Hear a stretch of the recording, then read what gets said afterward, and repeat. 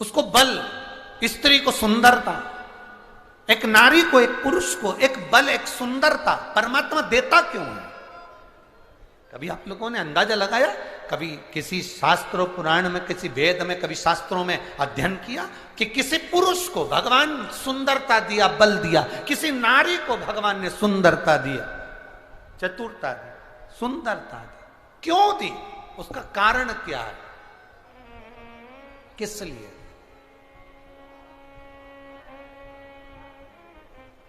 क्यों प्राप्त हुई? किस लिए प्राप्त हुई? शिव महापुराण की कथा में मां पार्वती जी जब उमा बनकर जन्मी थी, माता पार्वती का ये पार्वती अवतार तो 52 नंबर का है।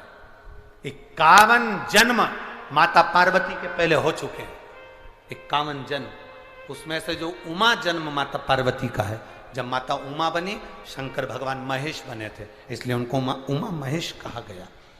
तो उमा माता ने भगवान शिव जी से पूछा था, भोलेनाथ जी एक बात बताइए, हम आपसे पूछना चाहते हैं, हमें केवल इतना बता दीजिए कि नारी की सुंदरता नारी को क्यों प्राप्त होती,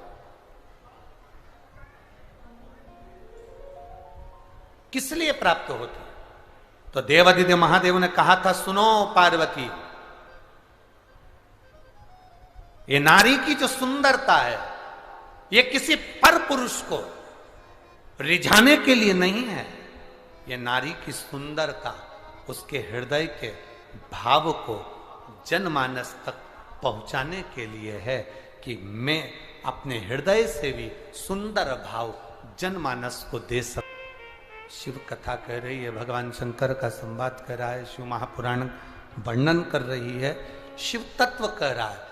सुगंधा ने अपने शरीर के बल पर ना जाने कितनों को अपने काबू में कर लिया, काबू में तो कर लिया। एक दिन क्या हुआ, अवंतिकापुरी में ऋषियों का आगमन हो गया।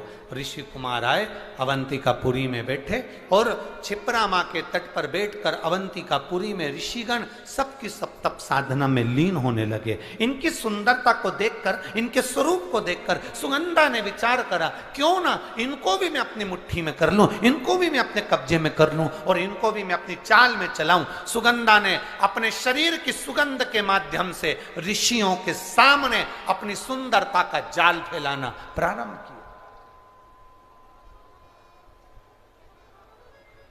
जब अपनी सुंदरता का जाल सुगंधा ने फैलाना प्रारंभ किया, ऋषियों को अपना बनाने के लिए जब जाल फेंका, अपनी सुंदरता का, अपनी सुगंध का जब जाल फैलाया, उस सुगंधा ने, ऋषि कुमार ने, एक ऋषि कुमार ने अपने ऋषियों से कहा कि ये कन्या जो सामने नजर आ रही है, ये कन्या श्रेष्ठ नहीं है, ये अपने काबू में ना जानो कितनों को कर चुकी है, तो ये अपने को भी कब्जे में करना चाहती है, ये अपने को कब्जे में लेना चाहती है, क्या करा जाए?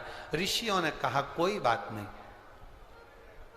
इसके माता पिता के कोई पूर्व के पुण्य होंगे जिसके कारण ये कन्या के शरीर में सुगंध आई है और इसका अवंतिकापुरी में जन्म हुआ है, ये पूर्व के कर्म होंगे।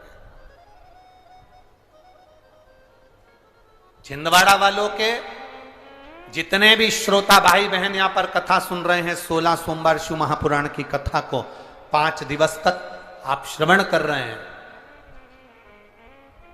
कभी अंदाजा लगाना कि आपके पूर्व के कोई पुण्य जरूर होंगे, उस पुण्य के बल पर यह शिव पुराण आपको मिली है।